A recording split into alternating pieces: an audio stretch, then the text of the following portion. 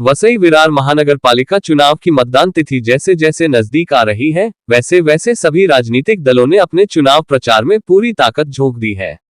इसी कड़ी में भाजपा ने भी अपने प्रचार अभियान को और धार देने की तैयारी कर ली है।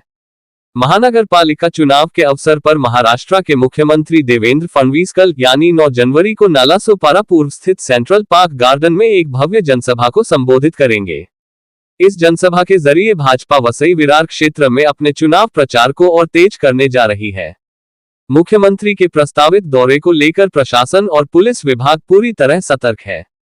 जनसभा की तैयारियों और सुरक्षा व्यवस्था का जायजा लेने के लिए मीरा भायंदर वसई विरार पुलिस आयुक्त नितिन कौशिक स्वयं सभा स्थल पर पहुंचे।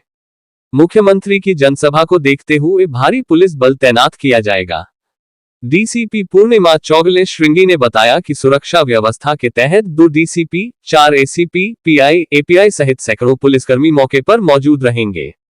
पुलिस प्रशासन द्वारा पूरे क्षेत्र में चाक चौबंद सुरक्षा व्यवस्था सुनिश्चित की जा रही है। काय सांगणार, कशा उद्या मुख्यमंत्र्यांचा दौरा आहे, कशा पद्धतीची तयारी आहे, एकंदरीत किती बंदोबस्त आहे, कसं नियोजन असणार आहे?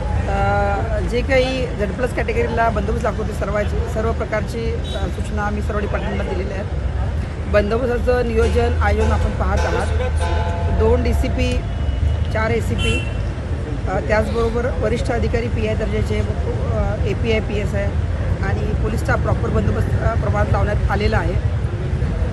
सर्व तपासण्या वगैरे होत आहेत। जे काही VIP मुवमेंटसाठी आवश्यक असतं ते सर्व प्रिकॉशन्स आम्ही घेत आहोत। कशा पद्धतीचा दौरा असणार आहे, नेमकं पहिली एंट्री कुठं होणार आहे आणि कुठून कसे दौरा असणार आहे?